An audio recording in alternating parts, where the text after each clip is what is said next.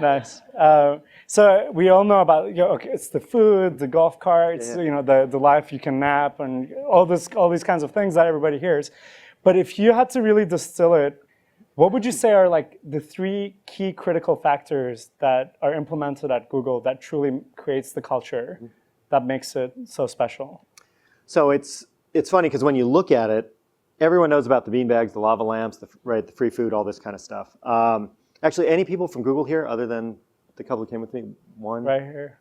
Couple here. Anyone else? Okay. So I can say whatever I want. There aren't that many. There was one more here. Oh, okay. No, I'll be honest.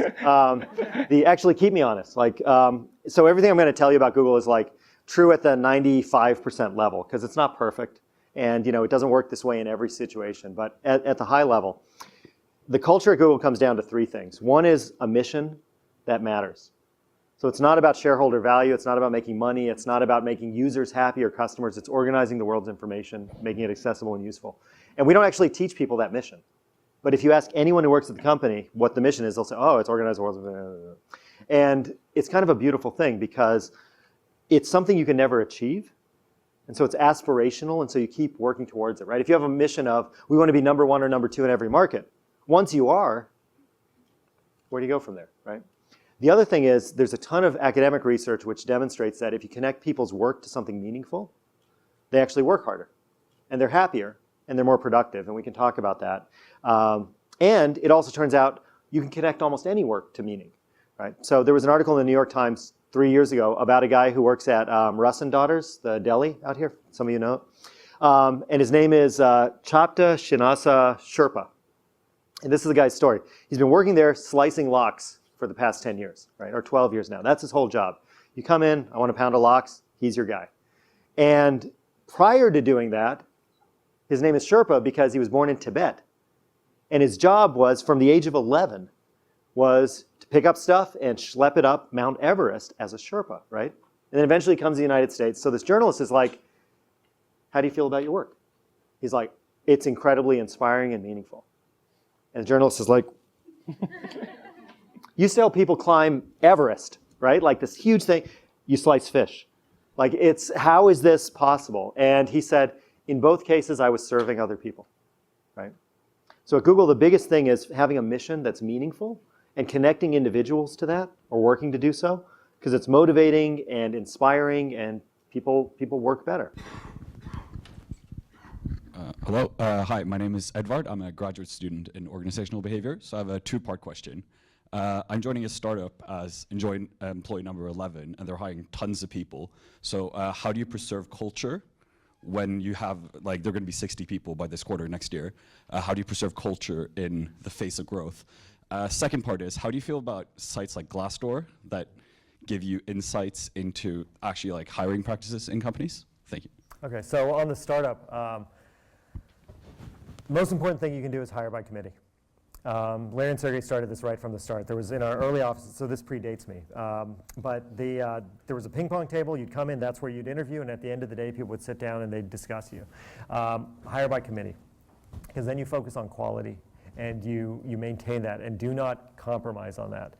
Second thing I'd say is if there's a cultural flag, and I don't mean they're different, right? I mean if there's a worry about, in our case, arrogance or arrogance is a good example. If somebody comes across as they might be too arrogant, we're more likely to reject someone for that than for almost any other reason, right?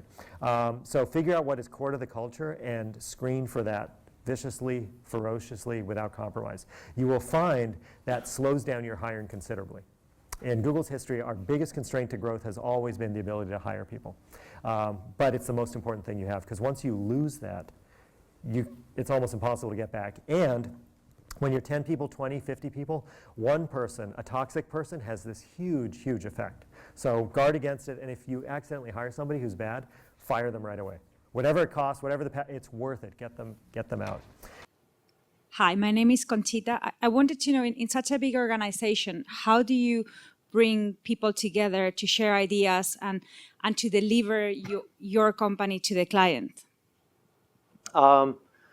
We break all our work down into sort of family-sized teams. So for example, in the sales organization, we typically have pods. Pod is like 4 to 8 people. And every piece of work we do, we try to break down to a small group like that. That's kind of family size, that, you know, enough people that Amazon has a saying that like a team should never be bigger than what you can feed with 2 pizzas, right? Which I kind of like. So we try to do the same thing by breaking things down, and then the way we stay coordinated is by being transparent. So everyone in the company sets goals every quarter, and everyone in the company can see everyone else's goals, and you can see how other people have done on their goals. And as a result, you don't have to spend a lot of time like managing and telling and coordinating, because people can kind of see where everything's landing. And again, hire good people and trust them to apply good judgment, and they kind of figure it out. But the key is break stuff down into small team-sized pieces. So, you know, you're famed for being a successful startup, grown huge, being quick and nimble, and yet your hiring processes seem to take quite a long time. Yes. Would you like to say a bit more about that? Yeah, so the good news is they're a lot faster than they used to be. When I joined in 2006, it took 6 to 9 months to get hired by Google. My own process took about that long. I had 25 interviews, you know, a bunch of flights cross country to meet people. And actually by the end of it, the last round, they asked me to come back and meet with Larry, Sergey, and Eric after I'd done all these trips. And I said, I'm not doing that. Like, you guys know me, I know you well enough, I'm not making another flight, which was such a dumb thing, because, you know, you get a chance to meet like these historic figures like you, of course, take it, unless you're an idiot. Nevertheless, they hired me, and we got the hiring process down to an average of about 45 days. And the 2 biggest factors that cause it to be that long are, number 1, actually the scheduling from the first interview to the second, so working with the candidate. But the second is people just don't like writing interview feedback. So we have to drag it out of them sometimes. But we've tried hiring people in just 1 day. So we went to some universities in India and made offers in 1 day. And what's interesting is the candidates there told us, we don't trust your process. Yeah, it happened too fast. There's no way you got to know me in just 1 day. So, you know, we want to get less than 45, but it's probably going to be more than 1 over time. What methods does Google use to encourage thoughtful risk-taking at all levels of the organization so that you're really pushing that culture of innovation, but people are feeling like they still have job security? So there's a bunch of things, none of which work perfectly. My theory of the case on this kind of stuff, it's like innovation. Like, people say, oh, the key to innovation is skunkworks, or the key to innovation is 20%. You actually need to have lots and lots of different models running in parallel. So same thing with this failure and fear of it, because human beings, we're naturally like, we don't want to fail. Like, it doesn't feel good, right? So there's a bunch of things we do. I'll rattle off a few. One is, every quarter you set goals, but the expectation is you only hit 60 to 70% of them. And some quarters you're going to hit them all, some quarters you're going to hit nothing, some you'll be somewhere in between, but on average you should be at 60 to 70%, which means you're setting ambitious enough goals that you can't actually reach them all.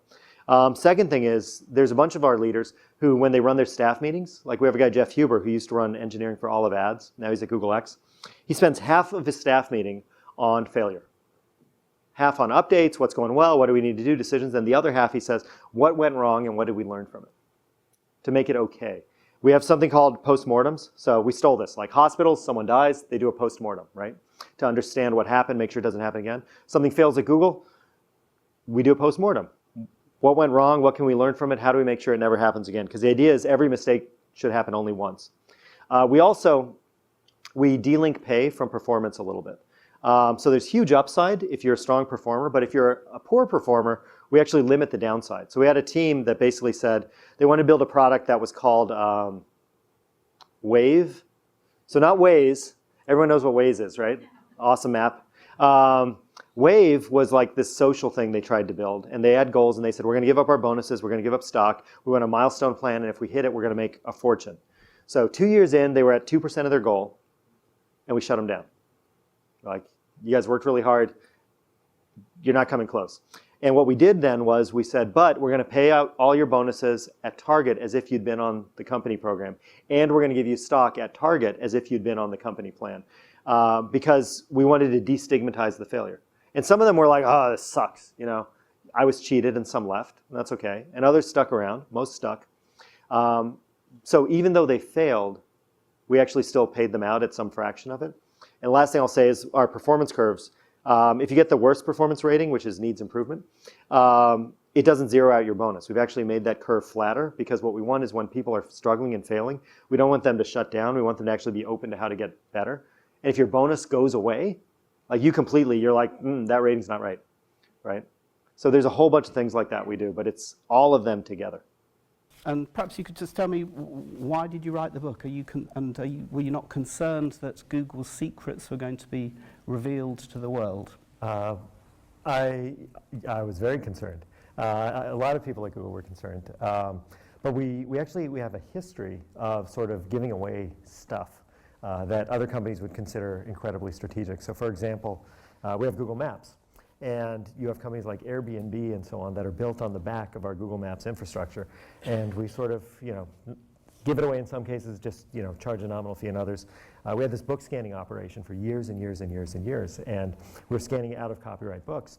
And there were no restrictions on what anyone could do with it. So when Amazon actually launched their Kindle, their entire back catalog was comprised of books we had scanned. And, God bless them, they built a great business out of it. So the idea here is that if we can do more good for the world by sharing something than by keeping it for ourselves, it's worth sharing. And I wrote the book because I had this realization that we actually spend more time working than we do anything else. If you add up, nobody works a 40-hour week anymore, so you spend more time working than you do sleeping. You spend more time working than you do on hobbies, studying. You spend more time working than with the people you love the most in your life, which is kind of awful to think about. And for most people, the experience of work is pretty miserable. And at Google, we figured out some things that make work, somewhere on the range of tolerable to great.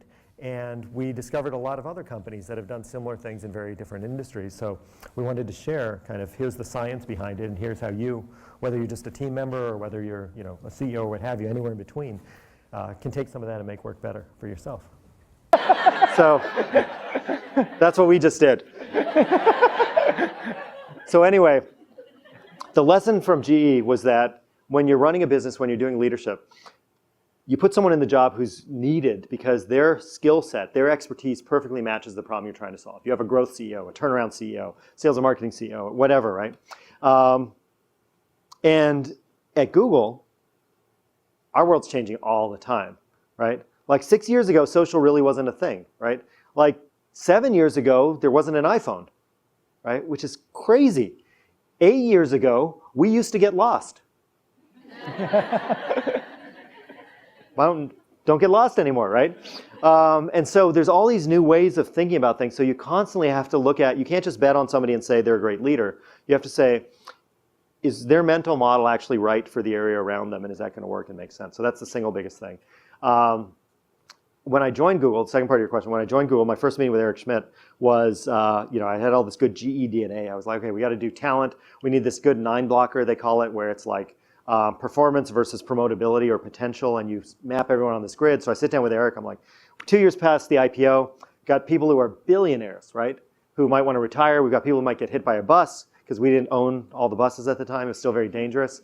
And we got to plan about succession planning. We got to think about this, manage talent this way. And Eric looked at me and he said, this was 2 weeks in, he's like, I think that's completely the wrong idea. And that would be a waste of time and we should never do that. And I was like, I have made a serious vocational error. But 6 or 7 years after that, the business actually evolved to a point where we couldn't just know everybody. And now we're doing some of those things that GE's been doing for years. It's actually pretty helpful. So some of those practices are now seeping in because we're big enough that it's actually useful and helpful. And I didn't recognize that. At 6,000 people, you don't need that. Just keep recruiting, keep people, make sure they stay, you're good, right? 55,000 people, I can't know everybody. So I need some systems and tools, and GE is a great place for that. So actually, if you had to, everybody's going to, it's a Tuesday, so Wednesday morning, everyone's going to go back to work tomorrow. Yeah. And all of us, no matter, if you're founder of company or you're like entry level, everybody has people that have, there's the people that you manage, and then there's the people you report to, even if it's your own company, and you have your investors and so forth. So if you had to give like one takeaway lesson for everybody here, like in terms of like in a position of leadership, what's one key takeaway that they should have? And also in a position of when you're reporting up, what can help people distinguish themselves or do better to achieve a lot of the goals that you talked about? So if you're a leader, if you're a manager, single best thing you can do is give your people slightly more freedom than you feel comfortable giving them. Because this weird thing happens, like, when you're doing your job, you just want to get it done. You're good people. You're going to get it done. It'll be fine, right? Suddenly you're a manager, and you no longer trust that your people are going to do their work, right? So you get in their business, you micromanage, you're like all over them, you're helping. Get out of their way. Let them make decisions, and tell them, like, look, if it's a big deal, run it by me. Otherwise, I trust you. And a weird thing happens. Once you tell somebody, I trust you, they actually make better decisions. I had early on at McKinsey, I was working for an engagement manager, project manager on my first project. And I like do all this work. I'm ready to prepare these client materials. And he says, do I need to look at it before it goes to the client? And I'm like, yeah, probably. He's like, why don't you do another turn on the deck? Okay. So I iterate, take it back to him. Do I need to look at it? Like, probably a little, if it probably he's like, after like 4 rounds, I bring it back to him. And I'm like, he says, do I need to look at it? And I said, nope.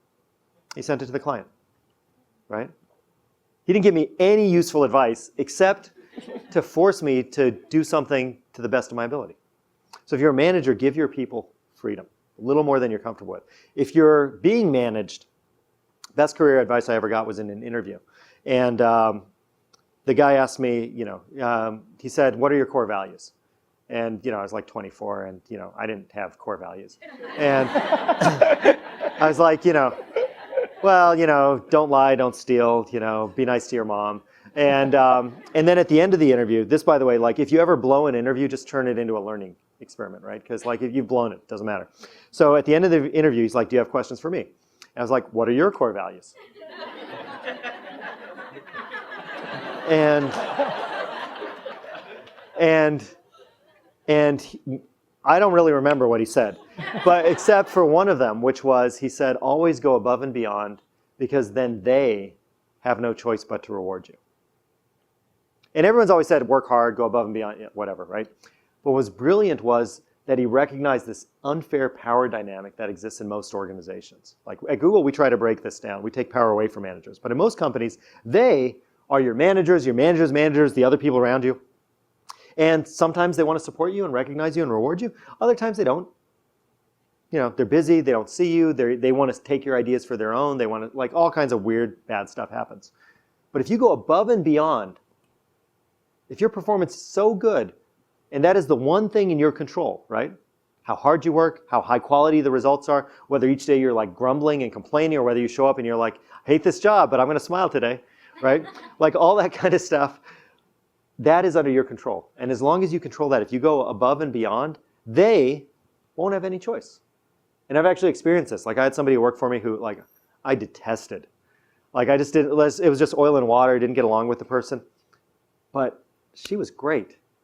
She was great. And every year at bonus time, I'd like grit my teeth and go like, ugh, I really hate giving this person a big bonus. But I can't not. She did great work. That's the best advice. Yeah. So you're famous, of course, for all the ancillary things that go along with working at Google, the games and the free meals. And so how important is that? So none of that stuff matters.